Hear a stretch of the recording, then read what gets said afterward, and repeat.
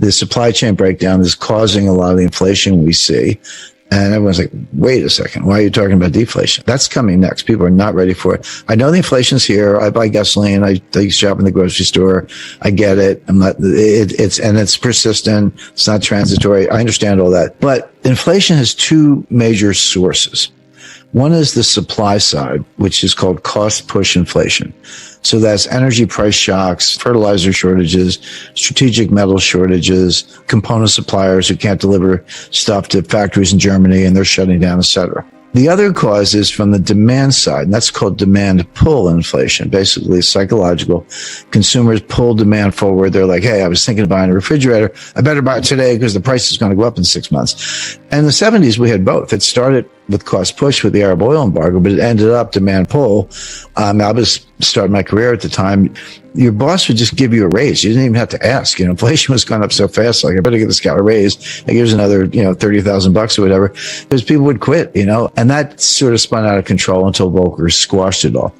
Right now, we do not have demand pull inflation. We do have cost push inflation. The difference is hugely important because cost push inflation from the supply side gets real, prices go up, but it's self-negating. The old saying that, the cure for higher oil prices is higher oil prices, because when they get too high, people stop driving. They shut down various activities. By the way, if you're unemployed, you're not buying any gasoline because you're not going anywhere. I mean, that's kind of a nasty way of putting it, but that's how the cost push inflation tips into a recession and then prices come down. And we saw that in 1974.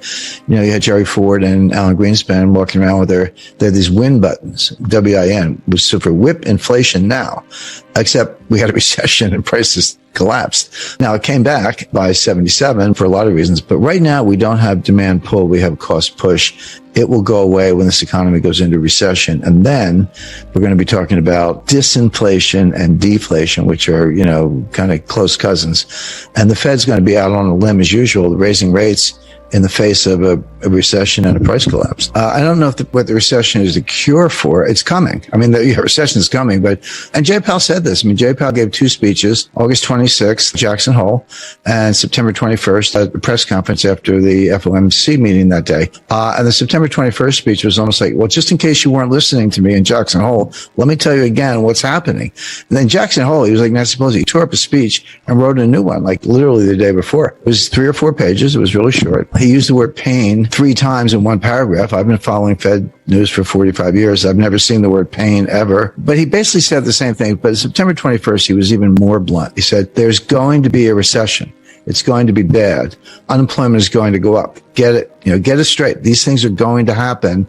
And that's what it's going to take to get inflation under control. But he went on and on about how inflation was job one because the Fed has this dual mandate, which never made sense, but it's the law. I mean, Humphrey Hawkins. The dual mandate is price stability and low unemployment. Those two things don't always go together. And sometimes you got to make trade-offs between the two. But right now, the trade-off is very easy, which is unemployment's really low. Now, I don't put much weight on it, but the Fed does. Again, put your Fed hat on. Unemployment's really low. If unemployment went from 3.5 at the moment, if it went to 4.5, 4.9, is that the end of the world? Well, that was considered pretty low in 2013 when they were doing QE4 or whatever. So they're willing to do that. And they also think the recession, if it comes, will be mild. But those two things together will get inflation under control. I mean, and what Powell said, he didn't say that their target is core PCE, personal consumption expenditure, price index, core meaning excluding food and energy. And everyone's like, why would you exclude food and energy? Again, I'm not here to debate it. That's what they do. So they want to get core PCE year over year to 2%. It just came in at about 4.7, give or take. It just went up. I mean, it's not going down, but they're trying to get it down. Now, Powell did not say, we're going to raise rates until core PC is 2%. He didn't say that.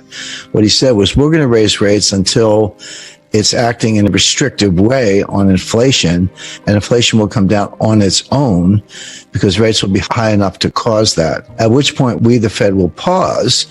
Then you say, well, when are you going to cut rates? He was like, the pause could be a year.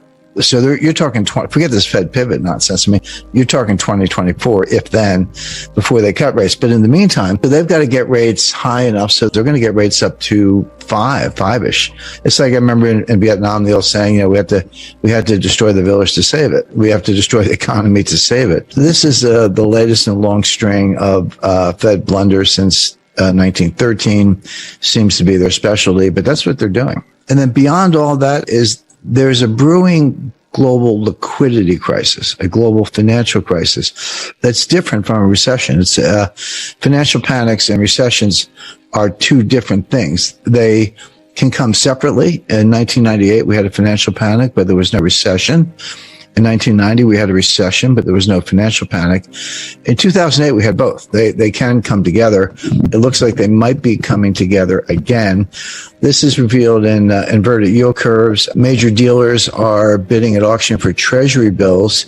The Fed will give you treasury bills with a phone call. You just call the Fed and do a reverse repo with the Fed. They'll give you some treasury bills.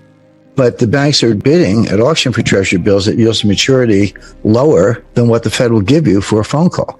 Why would you do that? The answer is the Fed bills cannot be rehypothecated. They cannot be used as collateral, but the auction bills can.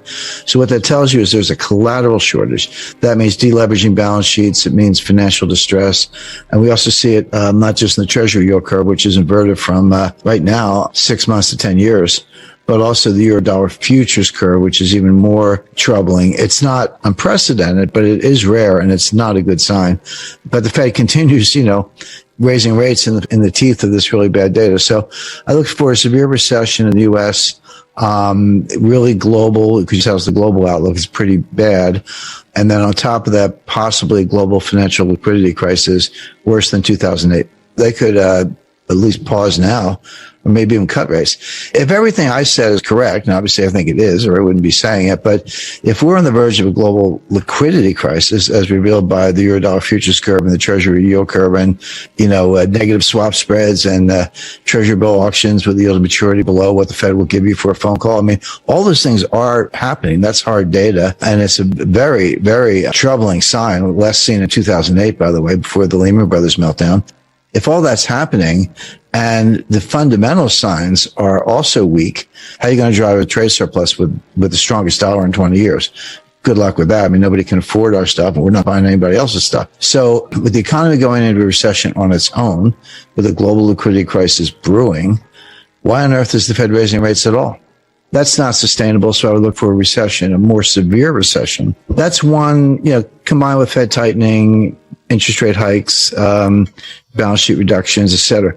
That's one whole vector, and I wouldn't put any weight on a low unemployment rate. It ignores labor force participation rate, which is awful. It's down around 62% versus 70% in the year 2000. But beyond that, unemployment is a lagging indicator.